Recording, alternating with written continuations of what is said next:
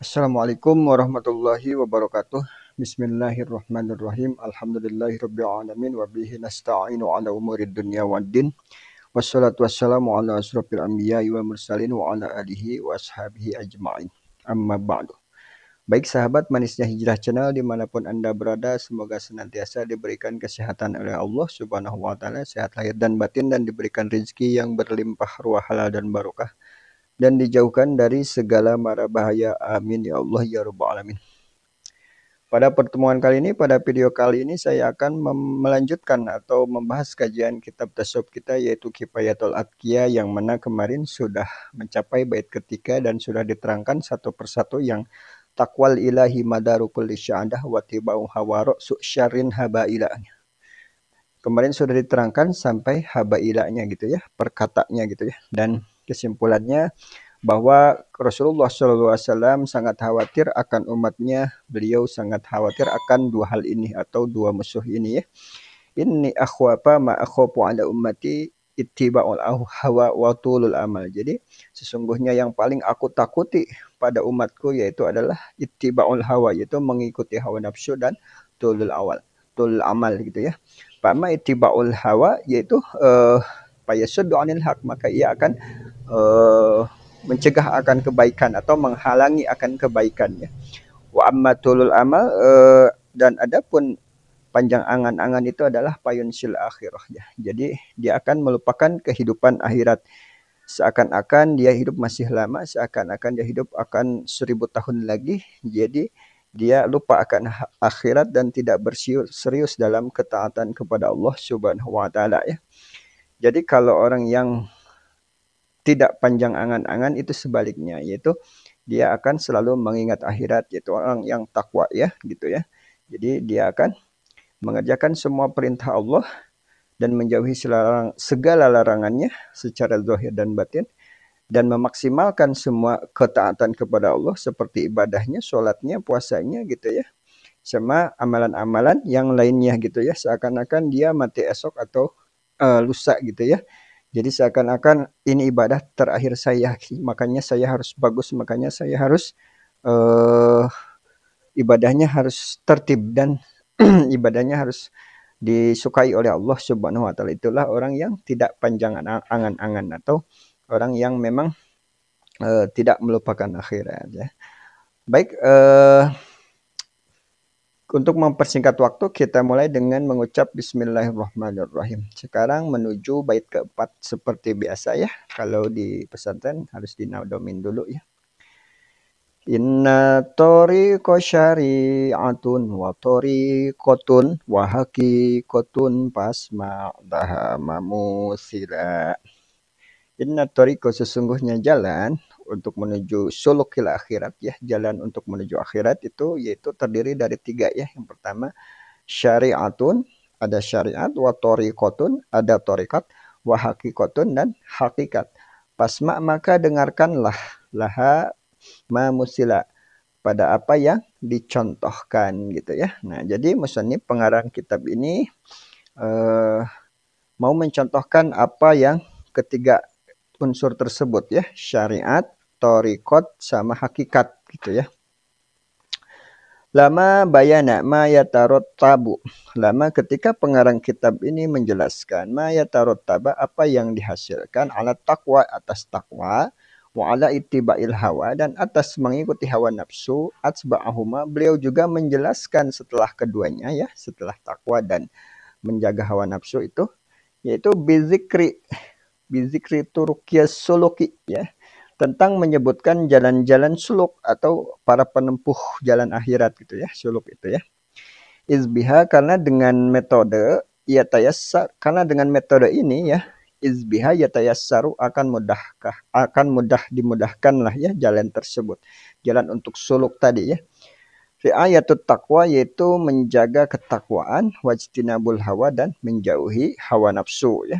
Faqala, maka telah dikatakan ya, inna tariqa, sesungguhnya tariqah ya, sampai selesai yang nadom di atas, inna tariqa syari'atun wa tariqatun wa haqiqatun ya, yakni bahwasanya mengandung makna ya, anna tariqa, sesungguhnya tariqah itu al musila, yang menyampaikan thariqah itu lil akhirat kepada akhirat ya. Yaitu ada 3, syariatun wa thariqatun wa haqiqatun. Jadi ada syariat, ada thariqah dan hakikat ya. Nah, pasma' maka dengarkanlah tamsilal qaumi, percontohan daripada ulama tasawuf ya. Tamsilal qaum ini adalah ulama tasawuf ya, bukan ulama fuqaha. Laha terhadap jalan tersebut, wahwa yaitu ma sayazkuruhu ba'du, itulah yang akan disebutkan setelahnya ba'du atau sesudahnya. Jadi ini bina mabni ya. Jadi nanti ya dijelaskannya nanti. Wa'lam, ketahuilah rahimakallah, semoga Allah merahmatimu, annahu bahwasanya la budda, haruslah, tidak boleh tidak ya, haruslah atau memang tidak boleh tidak. Ini wajib maksudnya, tidak boleh tidak itu ya. Lisaliki thariqal akhirah, bagi penempuh jalan akhirat, minal jam'i, itu menggabungkan ya, harus menggabungkan baina hadhis salasah, antara 3 perkara ini yang tadi ya. Yang tadi thariqah, syariat dan hakikat, yang itu harus ada ketiga ini ya. Kalau kita mau menempuh jalan akhirat, ketiga unsur tersebut harus digabungkan gitu ya. Wa adami ta'til, dan daripada salah satu atau dan tidak kosong ya daripada salah satunya li syai'in ya, minha darinya ya. Wadzalika, dan demikian itu li'annal haqiqos, karena sesungguhnya hakikat, bila syariatin, tanpa didukung dengan syariat itu batilah atau batil ya, nggak benar gitu ya. Jadi kalau hakikat tanpa syariat, maka itu sama saja dengan bohong atau nggak benar gitu ya, sesat gitu ya. Nah, jadi kita bedah ya, ilmu syariat itu seperti ilmu tauhid, ilmu fikih, ilmu tasawuf. Nah, itu ilmu syariat ya. Ya, ilmu syariat kita harus mempelajari ketiga itu ya. Sementara thariqah itu adalah pengamalan ilmu syariat tersebut ya, secara istiqomah. Jadi kita belajar fikih, belajar sholat, puasa ya, belajar hal-hal yang mewajibkan untuk kita belajar fardu ain, ibadah zahir. Lalu kita belajar tasawuf, kita belajar tentang pengosongan hati dan pembersihan hati gitu ya. Lalu diamalkan dengan thariqah gitu ya. Pengamalan ilmu syariat tersebut secara istiqomah itu adalah thariqah ya. Sementara hakikatnya itu adalah buah dari pengamalan syariat dan thariqah tersebut gitu ya. Buahnya gitu ya, itu hakikatnya ya. Baik, dilanjut. Wasyariatu, dan syariat bila hakikatin, tanpa hakikat itu adalah altilah atau kosong, nggak ada maknanya ya. Misalul awal, baik kita contohkan yang pertama ya, misalul awal. Yang tadi yang hakikat tanpa ada syariat. Jadi dia melakukan hakikat tapi tidak melakukan syariat ya, dia cuma hakikat aja misalkan. Ini contohnya. Antakulah, apabila engkau bertanya pada seseorang ya, li syahsin, pada seseorang, sholli, hai kamu sholatlah, fayaqulu laka. Terus dia itu yang disuruh sholat sama kamu itu bilang ke kamu, la hajata illa sholat, saya tidak butuh sholat, li'anna sa'ida, karena orang yang bahagia itu sa'idul azal, sudah tercatat atau tertulis sejak zaman ajali, jadi sudah ditulis sejak zaman ajalinya gitu ya. Jadi takdirnya itu dia merasa kalau misalkan kita ditakdirkan untuk orang yang bahagia nanti di akhirat, maka kita juga pasti akan bahagia. Jadi kita tidak perlu sholat gitu ya. Nah, pain kuntu sa'idan, orang karena seandainya orang yang ditakdirkan bahagia, kata dia ya, dakhaltul jannah, aku akan masuk surga gitu ya. Wa illam usolli, walaupun aku nggak sholat, wa illa dakhaltun nar, kalau nggak aku pasti masuk neraka gitu ya. Wa inshollah itu walaupun saya sholat. Nah, ini adalah contoh yang sesat atau salah gitu ya. Jadi dia itu melakukan hakikat tanpa syariat. Dia merasa kalau dia sudah ditakdirkan sejak zaman ajali, kalau dia adalah ditakdirkan sebagai orang yang saadah atau bahagia, pasti dia juga pasti nanti akan masuk surga. Kalau dia ditakdirkan syakawah atau celaka, dia akan masuk neraka meskipun dia sholat juga gitu. Nah, kesimpulan seperti itu adalah salah atau sesat gitu ya. Gak boleh ya kita seperti itu. Jadi kita itu harus memakai syariat ya, jangan cuma hakikat aja gitu ya. Memang kita sudah ditakdirkan di zaman ajali, ada yang syahadah, ada yang syakawah. Tapi jangan lupa syariatnya gitu loh. Syariatnya kita kalau misalkan sholat dan puasa atau zakatnya gitu ya, ilmu pengamalannya syariatnya itu ya, ditorikohkan gitu. Maka insya Allah kita akan selamat atau saadah atau bahagia gitu ya. Nah berbeda dengan yang tadi, salah itu yang tadi tuh dia sudah berpikiran kalau dia sudah ditakdirkan sejak zaman ajali jadi nggak usah sholat gitu ya. Nah itu salah besar gitu. Nah sekarang contoh yang kedua, wamisalus ya, dan contoh yang kedua dia terlalu memakai syariat tanpa memakai hakikat gitu ya. Nah, contohnya seperti mayyamal li ajlil jannah. Dia itu beramal karena arah-arah atau menginginkan untuk masuk surga ya, wayakulu, dan dia akan berkata laula amali, kalau misalkan tidak ada amalnya, laula, walaupun seandainya kalau bukan karena amalku ya, wala aula amali lama dakhaltuha, aku pasti tidak akan masuk surga ya. Nah fahadhihi adalah syariatun atilah, ini maka ini adalah syariat yang sia-sia atau enggak boleh juga gitu ya. Ini contoh yang kedua. Jadi dia merasa kalau dia dengan beramal dia akan masuk surga. Nah itu salah besar. Kenapa? Karena masuk surga itu bukan karena amal, bukan karena amal ibadah dia, tapi masuk surga itu adalah hakikatnya dari Allah Subhanahu wa taala. Kalau Allah ridho, Allah ngasih rahmat ke dia, maka dia masuk surga gitu ya. Jadi kita beramal itu bukan untuk mencari, bukan untuk tujuan masuk surga, tapi kita beramal itu harus mencari ridhonya Allah. Kalau Allah udah ridho, baru kita dimasukkan ke surga. Karena dengan amal kita, kita itu tidak pantas buat masuk surga. Sholat aja kita belum betul gitu ya, belum betul-betul sholat seperti para nabi, para wali gitu ya. Puasa juga sama gitu ya. Ibadah-ibadah yang lain juga, apalagi ibadah hati yang kita masih kotor gitu ya. Kita itu tidak cocok untuk masuk surga sebetulnya dengan amal-amalan kita itu ya.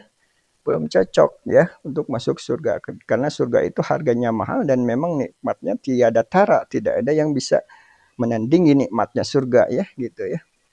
Sementara kita merasa kalau dengan amal kita akan masuk surga gitu ya, dengan amal ibadah yang memang uh, minim adanya gitu ya, nggak seperti para nabi, para rasul. Bahkan rasul sekalipun yang ibadahnya sempurna, beliau dalam hadisnya menyebutkan, saya masuk surga bukan karena amalku, aku masuk surga karena rahmat Allah dan ridhonya Allah Subhanahu wa taala ya. Karena uh, dengan nikmat Allah yang banyak itu tidak bisa dengan dibayar dengan amal-amal kita gitu ya. Nah, amal kita tidak mampu untuk membayar satu nikmat dari Allah gitu ya.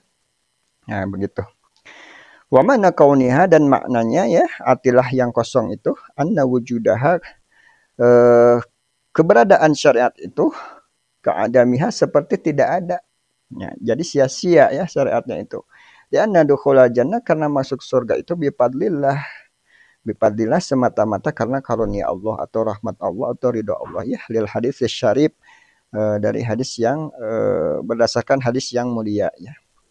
Ya, yaitu al makmuratul lati amarallahu biha, yaitu Allah perintah-perintah yang Allah amarallahu biha, perintahkan kepada hambanya gitu ya.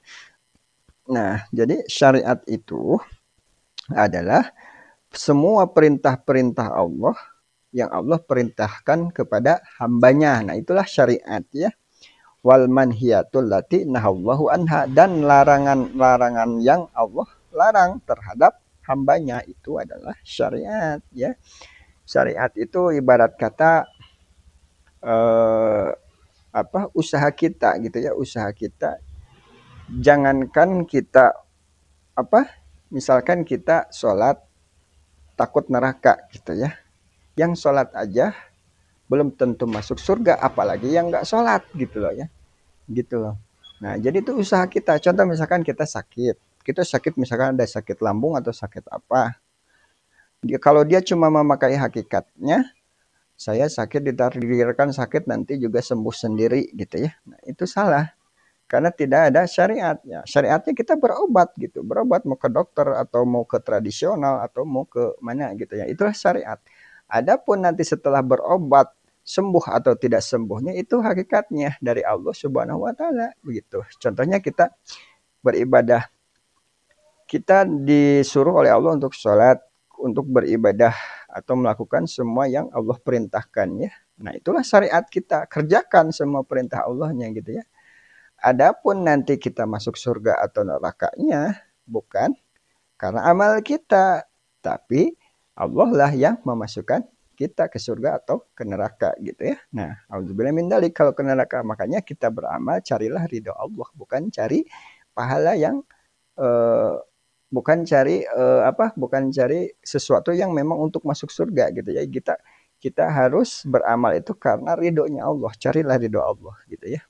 Barulah nanti dikasih pahala sama Allah buat masuk ke surga gitu ya.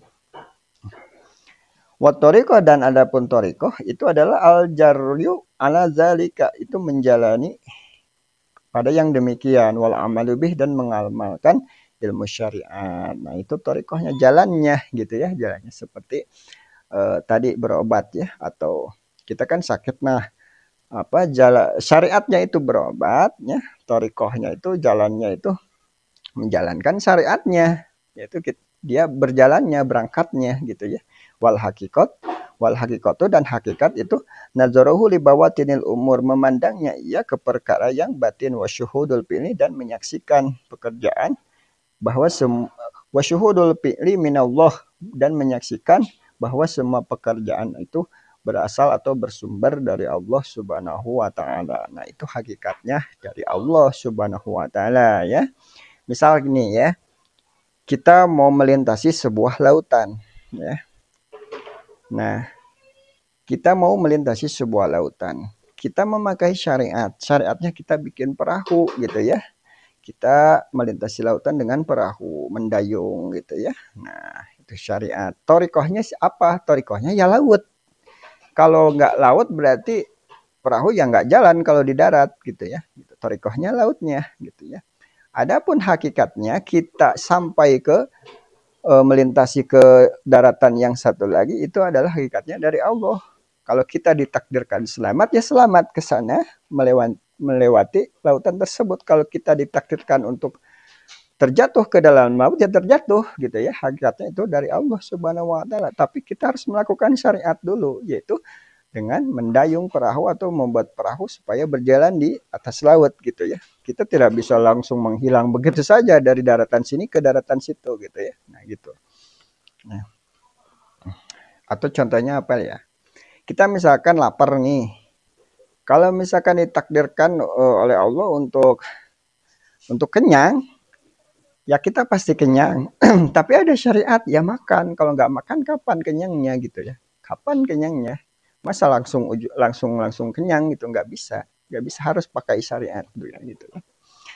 Qaulullah ta'ala, maka Allah Ta'ala berfirman ya, bersumber dari Allah Ta'ala. Qauluhu, sebagaimana Allah Ta'ala berfirman seraya takliman, seraya mengajarkan diibadahi kepada hambanya. Iyyaka na'budu ya. Nah, firman Allah, iyyaka na'budu, hanya kepadamulah kami beribadah. Artinya itu apa? Mura'i fihi zahiran, itu menjaga zahir syariat, zahir syariati ya. Mura'i fihi zahir syariati. Jadi menjaga zahir syariat, li'annahu manzurun, karena sesungguhnya yang mana yang dilihat, ilal kasabi zahir, kepada usaha yang zahir, allazi huwa fi'lul abdi, itu adalah pekerjaan yang dilakukan seorang hamba gitu ya. Wa qauluhu iyyaka nasta'in, dan adapun perkataan atau firman iyyaka nasta'in itu mura'i pihil hakikah, itu menjaganya ia pihil hakikah, sisi hakikatnya, lianna, karena sesungguhnya, lianna pihi, karena sesungguhnya di dalam lapad iyyaka na'budu wa iyyaka nasta'in itu tabarril abdu, seseorang berlepasnya seorang hamba, min haulihi, dari merasa mampu, wa kuwatihi, dan merasa kuat, wa syuhud, dan wasyuhudu dan menyaksikannya, menyaksikan annal fi'la bahwa sesungguhnya perbuatan la yutimma illa bima'unatillahi wa quwwatihi, tidak akan sempurna apabila tidak ada pertolongan bantuan Allah wa quwwatihi dan kekuatan Allah gitu ya. Jadi iyyaka na'budu wa iyyaka nasta'in. Kenapa harus iyyaka na'budu dulu, enggak iyyaka nasta'in dulu gitu ya? Karena itu menggambarkan bahwa kalau iyyaka na'budu itu mura'i fihi dhahirus syariah, itu syariat dohir kita ya. Jadi kita ibadah kepada Allah ya, kita ibadah dulu kepada Allah.